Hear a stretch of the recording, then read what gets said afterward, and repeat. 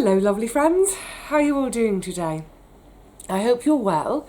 I am. I'm feeling a little bit windswept and dishevelled because I've not long got back home.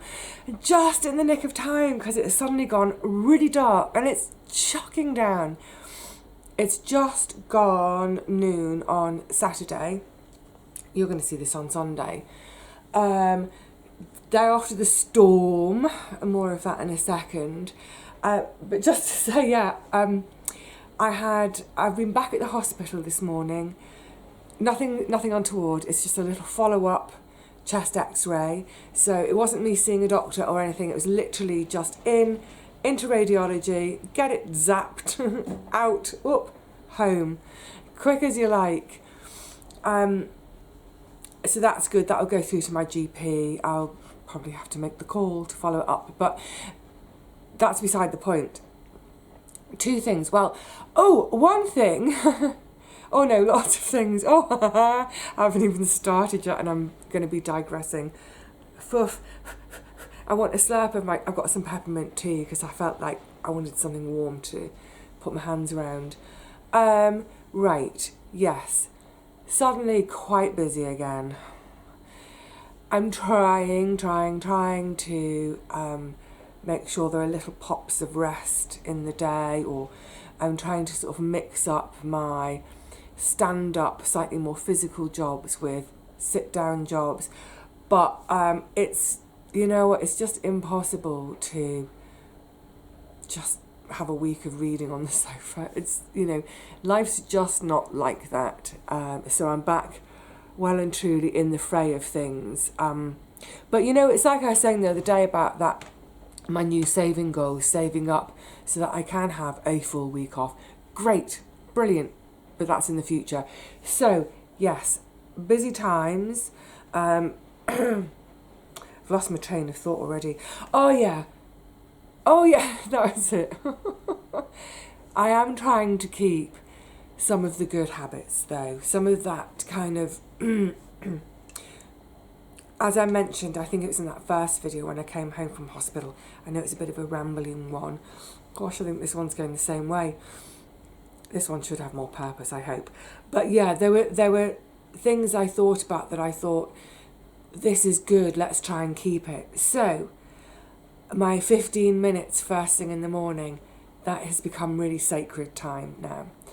So I wake up, I sit up in bed, I don't do anything. I don't do anything at all. I just literally sit.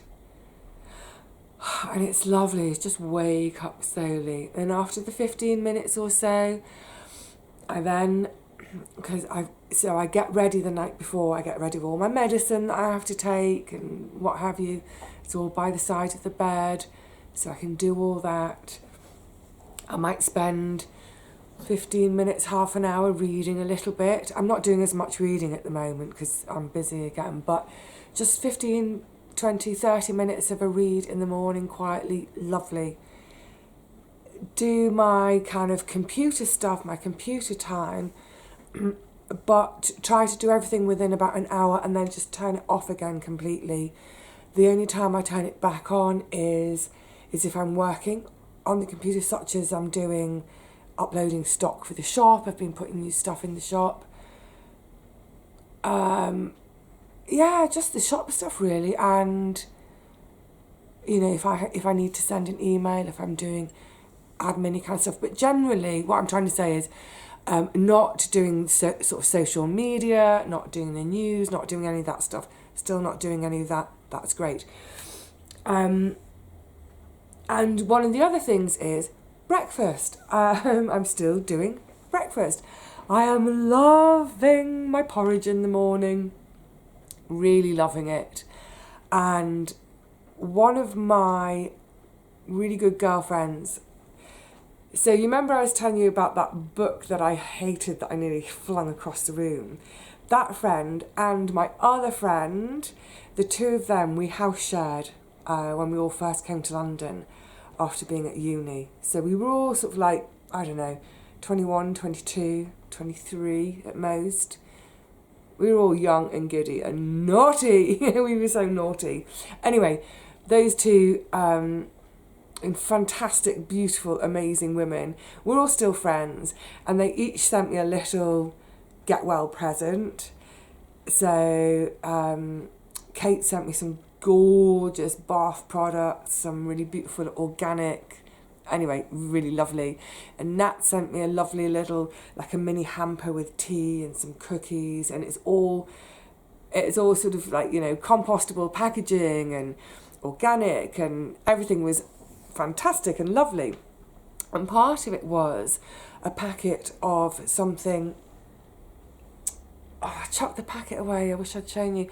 It's called coconut blossom sweetener, and it's a sort of like almost like a granular thing. And I've been sprinkling that on my porridge, and it's gorgeous because it has a sweetness, but it almost has a sort of a caramelly flavour. Really, really yummy. And on the packet, it sort of said, you know, organic. The bag's compostable, and I was thinking, oh, this looks wonderful. I don't have much of a sweet tooth. Hang on, I'm going to fuff and see if this is cool. I'm dying for a slurp. Oh, no, it's still too hot. I'm going to put it on my freezer. I'll tell you why the freezer's in the living room in a second. I tell you, honestly, it is busy chaos again. Yeah, I never think I have much of a sweet tooth, but there are times when I do enjoy sweetness, and sweetness on my porridge, yum! So quite often if I've frozen berries in the summer, or forage, whether they're picked from gardens I've watered, or foraged blackberries, that sort of thing, love those. So I freeze them, and then I just very gently heat them, cook them up a bit in another pan in the morning, and pop them on my porridge. Oh, excuse me a sec.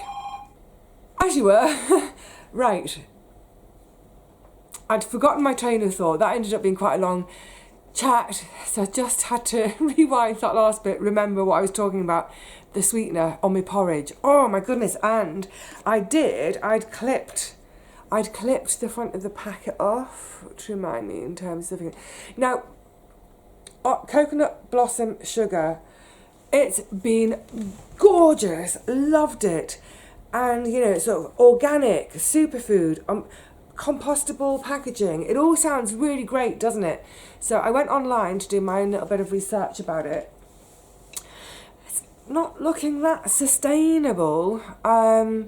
What's happening is, to get the sugar, the flour gets harvested somehow or other, and therefore doesn't then produce a cocoa nut.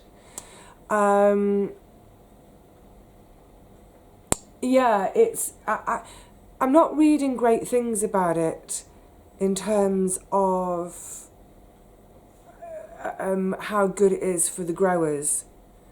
Are they getting more for harvesting for the sugar than they are for harvesting sort of the coconut milk and flesh? Is that worth it for them?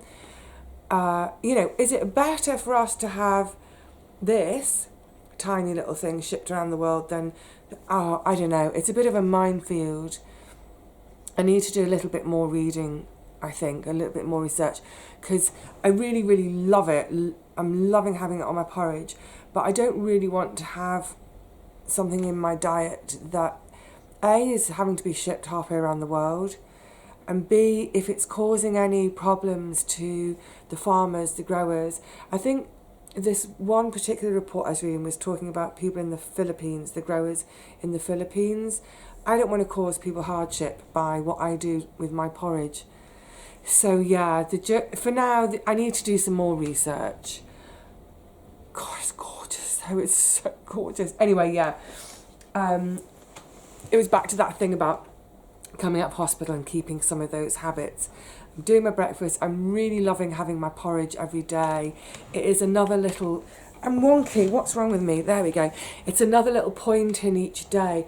You know, like I was saying, I have my 15 minutes in the morning. That's kind of sacred time now. I do all my vitamins and my drugs and my lung stuff and all of that stuff first thing in the morning, and I do my hour of time on the computer, boom, done. Then I have my breakfast. I'm awake enough to have breakfast by then, and at that point everything is turned off. It's just me and my breakfast, just quietly, and it's lovely, loving it. Didn't think that was a habit I would keep, but I am doing. Good stuff. Now, one of the reasons I told you, it's another woohoo round all the houses today. I just dribbled, needless to say. I just finished my tea on the phone. I should have made another cup. One of the reasons I was mentioning my hospital visit this morning is because it's a bus ride away, and oh my goodness, the evidence of Storm Eunice. Was it Eunice? I wrote it down. Yeah, Storm Eunice is out there. Gosh, trees uprooted along the route. I mean, one of the things about London is we are a really wooded city. We have so many trees. It's wonderful. So many of our roads, our streets are tree lined. So yeah, on that route to the hospital this morning, it's really sad. Let's just say right from the outset, by the way, it seems that 4 people have lost their lives. 4 people killed in the storm yesterday. Awful. All from falling debris, falling trees. So it kind of puts everything else into perspective, doesn't it? But yeah, I feel sad when I see trees toppled. There's just something like that. I feel like they're these great elderly wise women, our trees, somehow. You know, some of them are hundreds of years old, and to see them toppled, yeah, it makes me sad.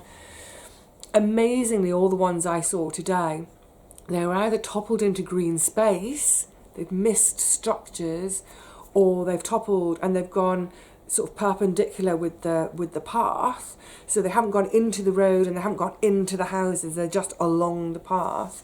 So there's obviously going to be a lot of clear up. I saw a few houses where they've got scaffolding around the outside where they're having work done, and all the scaff covers have been completely ripped and shredded. And in terms of my own damage, oh my goodness, it was so scary up here through the storm. So scary. My God, the noise was... The whole flat was just... It was juddering. My little dormer window on the front, my south-facing window, because it sticks out proud of the roof, the angle of the wind was coming sort of sideways at the dormer. I honestly thought it was going to be blown right off it a number of times. I think I've got away with no damage on my roof. Out the back where I've got my kitchen, there is the side of a house it's on the side street here. So their front door opens. Never eat shredded wheat. I face south, they face never eat shredded west. Anyway, it doesn't matter. Their side, their kitchen, if I look out of my kitchen window and I look along about 15, 20 feet, I see their kitchen window. I think it must have been one of their chimney pots. Oh my God, the sound, the crash and smash was unbelievable. I was in here, I was working at the table over there. Almighty racket. Now, in the morning, I checked, for some reason, I don't know what made me check. I've got a big chimney stack above my chimney breast here. Still got the big old chimney stack. We don't have any chimney pots on it. The whole thing is capped. It's blocked off. I was worried that was going to come smashing in. So I was working at the far end of the room, just in case the stack came through the roof. But their stack over there still does have the chimney pots, except now there's a gap where one of the chimney pots is missing. I think that must be what it was. They're smashed down. Oh my goodness, unbelievable. I went racing to the back window to have a look, and I've got new neighbours over there. The lady, she came racing to her kitchen window. We were both looking out and down, and we ended up waving to each other and going...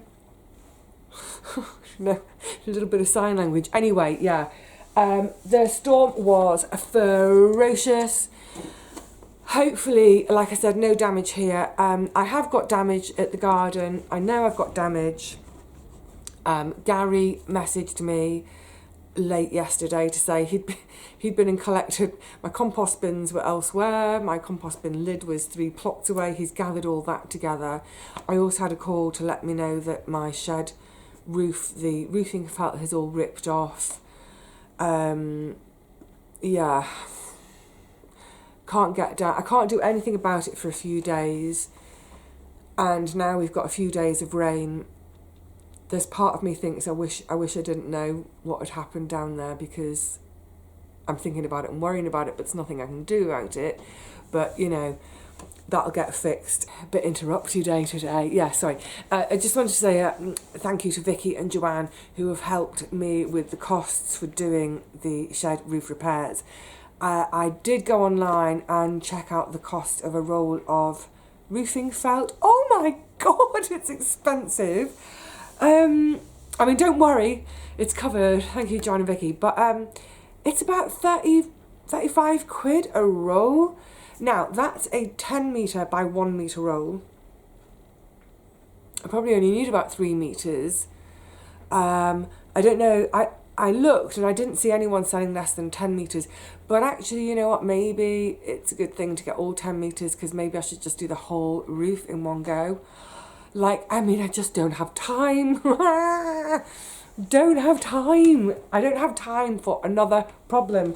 Please, I do not need any more problems. Yeah, seriously. Anyway, look, it'll get done. It'll get done at some point. I don't know when. I don't know how.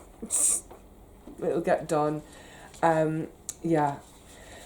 So, what I was going to do today was a video about sowing my peppers and taking my pelargonium cuttings. That's to remind me, that's for my pelargonium cuttings. I'll do 3 lots. I've got red pelargonium. I've got my mother pelargonium plants indoors, because I think the ones that I overwintered in the cold frame, they got too dry. I think they dried and fried and, you know, dried, fried and died. Oh. Anyway, I've got the mother plants. So yes, some cuttings, and this to remind me to start my pepper seeds. Yay! Now, I'm not going to do a video of it. I wanted to just have a sit and a chat instead, because, and I'll put, is it there or there? I never know where the cards go. I'll put a card up there. I did a video of the peppers and pelargoniums this time last year. So rather than making that video all over again, let me just show you which side it is. Which side is it? I don't know. Let me just show you that video I made last year. So if you're interested in sowing some peppers and you've never done it before and you want to, you know how, it's very easy. Go and check out that video. I will be doing mine, as I mentioned in the shed the other day, in my little propagators. They're not heated. There's enough warmth from the sun in the daytime in my south-facing window, which didn't blow away. Oh my God.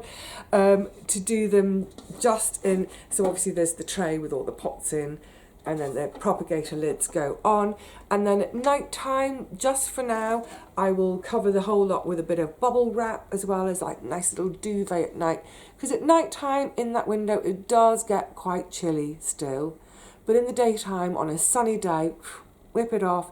That warmth of the sun is enough to get them going, because they do need warmth. The thing about peppers is they need quite a long season. If you remember from past years, I won't be harvesting these until into September, probably towards the end of September, and that's from a February start. So yeah, it's a long season. So I need to start them now, but they do need warmth. That, in a south-facing window, is more than enough warmth for me here. People often ask why I don't use a heated one. That's why. But at night, tuck them in. Now, I was mentioning, I'll talk about these in a sec. Oh, this is going to be a really long one. I was mentioning the freezer. Of course, I've got a freezer. This is because it's just really handy for my... I was trying to think of a frozen cocktail then. What's a mojito? Is that a frozen type cocktail? A margarita? Yes, I like my frozen cocktails to hand. No. this is the beginning of, it's a beginning and it's a continuation of me prepping for moving. So one of the first things to say, something to say on that subject, when I was doing my decluttering back in end of November, beginning of December, was it? It's funny, on reflection, I'll come back to this in a sec. I was reflecting on this recently that I think it was about middle of November, I started to really nest. I mean, I love my little nest anyway, but I really, really started to nest more than even usual. I started to really, really want to just be at home, be indoors. And I started doing all that decluttering and all sorts of indoor jobs and really, really stopped going to the garden. And I kind of wonder if it was, I don't know if I'm going to sound like too much of a hippy dippy now, but I wonder if part of that was like my body was telling me to stop. Even back then, it was sort of saying, you need to just stay at home, you need to hibernate, go to bed, rest, whatever. Anyway, yeah, back to decluttering. When I was doing that, I mentioned I won't do the kitchen because everything's in use, Well, you know what, I thought, let's have a fresh pair of eyes, let's have everything out of my cupboards. I've only got one biggish cupboard, it's sort of behind the kitchen door, under the counter. I've got my open shelves behind me, but when I'm doing a video in there, you'll see them behind me. But I thought, let's have everything out, let's have a fresh pair of eyes and go through everything and see if there is stuff that, maybe I don't really use it, maybe I could let it go. And you know what? There were quite a few bits and pieces that I decided that I would be happy to let go. Like there's a big casserole pot, I never used that. A few small sort of pie dishes. So yeah, a few bits and pieces, not masses, but a few. And I was delighted because I can pass those on, those can go on to the donation hub. I've given some stuff to the charity shop, but also to the donation hub, because that's where people can go who, for whatever reason, they may end up in a situation in life where they've got nothing, maybe just the clothes on their backs. So to give cooking equipment to the donation hub, that's great. Folk can go along there and get a few bits and pieces, just real basics, kit themselves out. So I'm chuffed for that reason, but also to make a bit of space, because where this was in the kitchen, if you remember, I scored that fantastic set of vintage crockery at an auction that just kind of filled up gaps that I had, brilliant. But it had been sat on the top of here, and of course it gets dusty, and that was bugging me. So having that bit of a clear out, now in that cupboard, I've been able to put everything back and get that crockery put back and in that cupboard out of the way. I also pulled out all my Tupperware, all the plastic pots and stuff I use for storing food in the freezer. And of course, because where are we now? I mean, obviously I have some fresh food to harvest, but mostly now I've been living on stored produce since October. Oh, well, actually, even from September for tomatoes. So September, October, November, December, January, it's nearly 6 months of stored produce that I've been eating. So that has meant my freezer contents have gone down onto the freezer in a sec. And of course, a lot of those little bits of Tupperware plastic takeaway dishes, they've been emptied of whatever produce is in them, eaten, cleaned, washed up, and it gets to the stage I kind of chuck them in the cupboard a bit. So I had them all out, get them all sized up in stacks where the pots actually match the what do we call it? The lids. Have a jolly good sort out, and there's masses of them. So they're now actually in a box, not even in the cupboard. They're in a box that's out in the hallway. Because there's 2 reasons for this and stuff like that. When I come to market the flat, I want to my kitchen is the kitchen is a really good sized kitchen, and when I've done it I'll show you the declutter.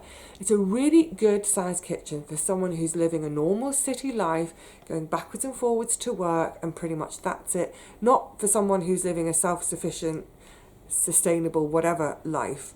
Not for someone who's living with 3 freezers and mountains of Kilner jars and Tupperware and storage and all of that food prep, food storage stuff. So what I want to do is get as much of that out of the kitchen as possible, including the 2 spare freestanding freezers, not the built-in one, and get that eventually into storage. Just a matter of days before I put the flat on the market. But for now, I'm going to get it all out into the hallway onto my half landing, so it's out of the way. So that right now it's out of the way, so that eventually I can get into the kitchen and redecorate. I know people keep saying, oh, it doesn't need it, but when you close up it does. It's really grubby from over the years. So a deep clean, a bit of a touch up, redecorate, what have you, and then all of this stuff out, so suddenly the size of the kitchen, you can really appreciate it. Because, you know, for a flat, that kitchen is massive. That kitchen's bigger than the kitchens of friends of mine who live in 2 up, 2 down houses. So I need to show it off at its best. So, get stuff out now because I need to clean and decorate, but also for showing the flat, but also because I've been eating so much of the stored produce, I had a bit of stuff in all the different freezers. I emptied this freezer into my under-the-counter freezer. I've still got a freestanding extra freezer in there, which is about 2/3 full. The under-counter one is 2/3 full. So eventually the silver freestanding one, the remains can be decanted into the under-counter one. Eventually the under-counter freezer will just have in it some beans, some tomatoes and a load of ready meals by hopefully the summer, when I want to show the flat to sell and everything else be out there. Anyway, long story, and it reminds me, I've just this morning bought some bicarbonate of soda, because this one, obviously it was turned off and defrosted. I've cleaned the inside, cleaned it all. I will put a little bowl of bicarbonate of soda in there, because I'll actually try and leave it open a jam, so it's just a little bit of air can get in there. But that horrible, you know, when a freezer or a fridge have been turned off and shut up for ages, there's that really horrible fusty smell. The little bowl of bicarb should, in theory, should keep that fresh, or fresher. So yeah, that is the kitchen. That's very much a work in progress at the moment. I've been taking small bites at it, because also the few visits I've had to the garden, I've gone back and forth to the garden a few times. I've not done any work in the garden. I've just gone down there to do a little bit of harvesting and keep bringing back trays and pots to clean, to start the indoor sowing off. So at the moment, one of the reasons for me not filming the peppers and pelargoniums today, if I'm honest, is the kitchen is a tip. The floor, I've got 2 of my old dog towels on the floor to make more drying space, because I had a massive wash-a-thon last night of trays and plant pots. They're all over the floor. You can't, never mind swinging a cat in there, you can't swing a pet mouse. Oh, I had pet mice. Yeah, so yeah, I'm over on the table there. There's 2 sewing projects that need completing. Just on the floor, right next to you there's mounds of lavender. It's all processed. I'm now waiting to make my lavender bags. That's going to start soon too. I've got more shop stock over in the window to deal with. This place there are piles and piles and piles of stuff everywhere, again, waiting for my attention, waiting for me to work. Isn't it great? Isn't it great? I have so many opportunities for fun. It's brilliant. But yeah, it is a little bit chaotic at the moment. and getting really busy again. And like I said, I just have to keep reminding myself to, oh, let's stop for a minute. Let's just stop it all and slow it all down. Crikey, I've been going for ages. I want to just rattle through some cards and letters and posts because I want to say some thank yous. Thank yous for, I hope you can spot your, oh no, hang on a sec, your own cards. Oh, look at that, isn't that gorgeous? Is that Rusty and Poppy and Rosie? Thank you for Get Well cards. That's so lovely to hear from you. But I've had these over on my table. I've had them standing out over on my table, and I've liked having them stood there because they've almost been a reminder to me to not suddenly go hell for leather again. Just because, I mean, look, I undoubtedly feel a million times better than I felt a month ago. There's no two ways about it. I feel so much better, but I'm not better. I'm not completely better. I need to remember to keep going slowly, to not get overly excited and rush to do everything. You know, it's going to take, it's going to take time. I know that, you know, it's fine. I'm fine. I just need to go slow. So also, this was from Leanne. This eventually, oh, so cute. This, thank you, Leanne. Leanne has sent me, and I think Paul has got the same, some tomato seeds, but look what they're called. Guernsey Island tomato seeds. I didn't know that Guernsey was so famous for its tomatoes. I've heard a little bit about that from when Paul mentioned these in one of his videos. I think he's going to talk about this some more, maybe in one of his newspaper articles. He writes a monthly column now for the Guernsey Press. I'd love to hear more. But what I'm really excited about as well is that they are from Coanga. Yay! You've heard me talk about Coanga from time to time, the Coanga Institute. I was first introduced to them by Dave, my lovely friend Dave in New Zealand. I'm a huge fan of Coanga, everything they are doing, everything they stand for. And it's the Coanga Institute that I reference when I talk about once all my seeds are dry and ready to be saved, that's when I give everything a 3-day freeze, and then they come out again and get stored for future use. That's all thanks to the Coanga. So thank you, Leanne, for those. Now, because, I don't know how many are in there, just a few. Paul's growing these too this year. It's exactly the same, so I'm presuming it's from the same batch of seeds from the Coanga Institute. Me feels a little competition coming on with our Paul. No, it says Guernsey. They're called Guernsey Island. Paul's are bound to be better than mine because he's from Guernsey Island. We're not having a competition, Paul. We might be. Right, I'm going to come to the books at the end. Oh, Bernadette. Oh my goodness, Bernadette. Lovely note. Thank you. And thank you for the chockies. She knows I've thanked her already, but yeah. Chocolates didn't last long. You know, I was just saying about I don't have a sweet tooth. I'm an absolute liar. Chocolate, just don't keep it in the house. Do not have chocolate in the house. Then I'm not going to read, show anything. I had a letter from Carolina. She's in Austria. Carolina, I'm just going to say your letter was so moving. I was completely touched by it and really humbled by you sharing. Thank you. Bless you. And then finally, Esther. Oh dear. You know my no low spend year, and I was saying I'm not going to buy any new books, and I'm doing really well. I haven't bought any new books. I've been looking at books. I keep looking at books in order to buy for my shop, but I haven't bought any for myself. I'm being so good. And honestly, I do not need to buy any because, especially as the gardening year progresses, keeping an eye on the time, I'm going to wrap up soon, I promise. Sorry I've kept you so long again.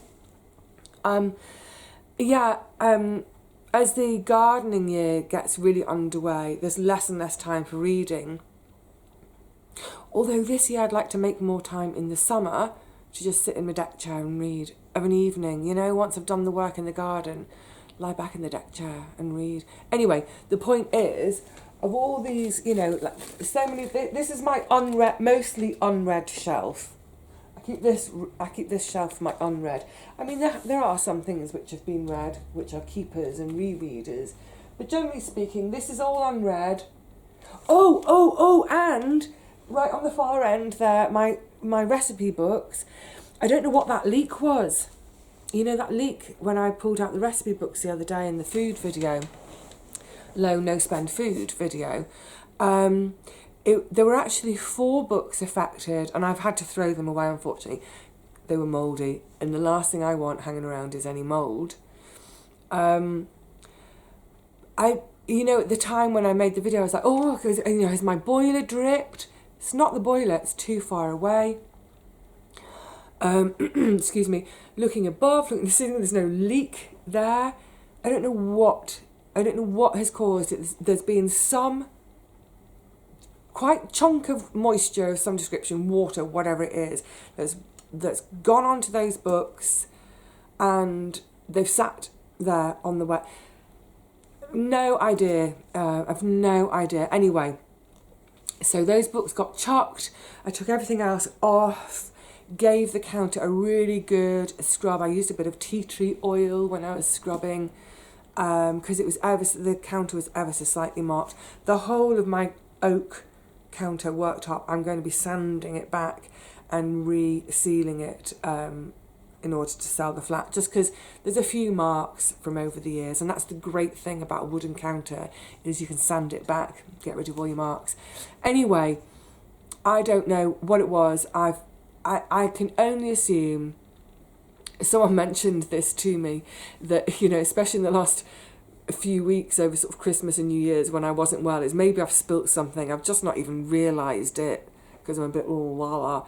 Anyway, so I've got a few of my recipe books in here now, the ones that survived. So yeah, I've got plenty of unread books and a couple up there and some by my bedside. So I do not need to buy any more books. And you lovely people don't need to send me any more, but you have. Thank you. So in a couple of the recent book review type videos, I think one was before Christmas and then one just before I went into hospital. So in terms of looking back to find them, I talked about Sean Bithel's books, the Diary or Confessions of a Bookseller. And my lovely friend Jan in Canada had sent me his books, brilliant. And then Sian, thank you, she has sent me a copy of Sean's most recent one, which is 7 Kinds of People You Find in Bookshops. I know I'm going to enjoy that. Brilliant, thank you. And then, oh my goodness, and this is such a lovely card with it as well. Look, isn't that lovely? Oh, that's my kind of place, my kind of life. Look, cliff top, daisies, over the sea, lovely. This is from Lorraine.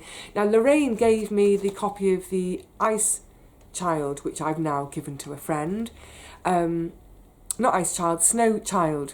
Remember, I was talking about that in my last books sort of chat. She has sent me a book. Oh, but it's not just any book. Lorraine, oh my goodness, you've made me so happy, because I think it's the only one of his books that I've never read. So amazingly, of all the things of his that you could have sent, this is the one that I haven't read. Do you remember in that video that I titled it Story Time? The thumbnail, I don't think I mentioned the thumbnail. The thumbnail is me actually sitting at the desk at my old bookshop waiting to serve someone. At the end of that video I was mentioning that lovely story about the most amazing special encounter I had with the amazing sometimes called Indiana Jones crossed with James Bond, Patrick Lee Firmer. Lorraine has sent me 3 letters from the Andes. Isn't that lovely? By Patrick Lee Firmer. It's lovely. It's a hardback in. It's lovely dust jacket. Oh, it's in beautiful condition, Lorraine. I didn't even check the edition. Let me just check. Some beautiful condition. Lorraine, it's a first edition as well. Oh, you're naughty and wonderful and gorgeous, and thank you, thank you, thank you. Oh, I can't wait. I can't wait. And of course, all good books. Only the best books have maps. I love a map. Oh, Lorraine, thank you so much. That is, sorry, Sian, it seems like I'm making more of a fuss of this than the book you gave me. Thank you so much for this. I'm making such a big fuss about this because it's practically Firmer, and yeah, it's super special. So thank you, lovely. You're all redonkulously kind. And also, what just arrived, a little box, which I've sort of half poked through. This is from Caroline. There's all sorts of bits and pieces in here. I think there's some sort of fabrics, some lovely hand cream, thank you. I don't know if this is some bits for me to add to the shop. I think Caroline's had a bit of a clear out, but I did spot, oh look, tea towel from Provence. Let me just, oh that's nice, look, a plain white tea towel, but look how utterly, that is so Provence, isn't it? A sunflower, gorgeous, thank you, lovely. But then this intrigued me. It's sort of wrapped up, bundled up in fabric. So yes, I can't wait to get back on the sewing machine. I can't wait. It's imminent. It's so imminent. I've just had I mean, obviously, look, I've been a bit below par. I've missed out on doing all sorts of things. I've been playing catch up on all sorts of things. But getting back on the sewing machine, just seeing what's in here, is imminent, and I can't wait. The other day, I've got 2 projects which I'm about to get stuck into, which I'm hopefully going to film and share. But in order to do it, I had a specific piece of fabric in my glass cabinet. I thought I knew exactly where it was. It wasn't, because I'd had a reshuffle. It's the next bit down, went in to get it. And as I was having a little fumble around for it, I was looking at other fabrics, which I'd kind of forgotten almost that I had. I've got so much beautiful fabric to start playing with. I cannot wait. Painting with fabric. Beautiful. Caroline. Look, it's a mass. An absolute mass of hankies. Oh my goodness, how fantastic. Oh, they're so cute as well. Isn't that hang on a sec. How cheerful. How utterly cheerful is that? That's so sweet. They're tiny ladylike hankies. Oh, ladylike nose. I've got a lady nose. All of my, let me show you this is my normal size of hanky. Look, it's huge. This is my current favourite hanky.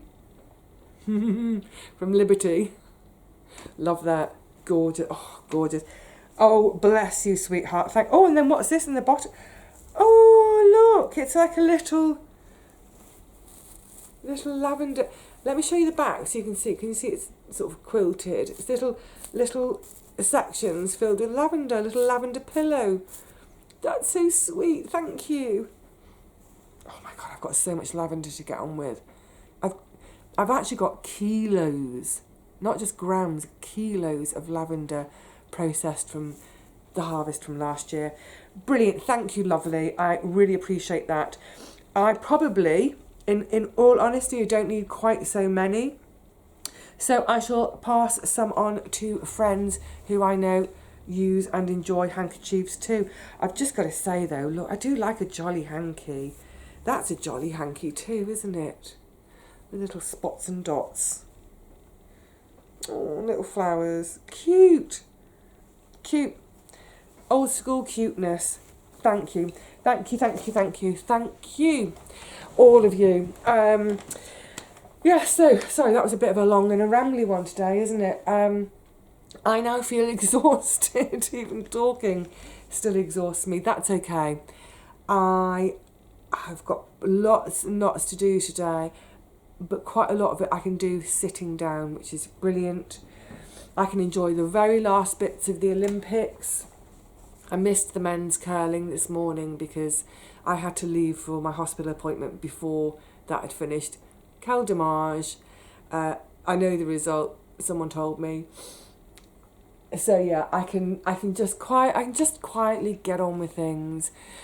I can enjoy being busy, being productive. I hate sitting still doing nothing. It just doesn't suit. But I should try to do it a bit more often and remember those right back to the beginning of this conversation. Just remembering those things about that stillness in the morning. How I think that's setting me up brilliantly each day. That stillness and quiet during breakfast. I need to make sure, I think, to pop in somewhere in the late afternoon, early evening, sort of 5, 6-ish. I need to, I think, slot in a regular 15 minutes, half an hour of a quiet session again. Because otherwise, I'll work into the evening. I'll quite often do. I'll be sewing, sorting, doing something. But just having those little pops of real quiet and real stillness each day. Gosh, I think that's so good for our health, isn't it? Physical health, but also our mental health. I'm feeling fairly chipper, considering there's quite a lot of stressy stuff going on behind the scenes. But yeah, I think that quietness is helping to keep me feeling chipper.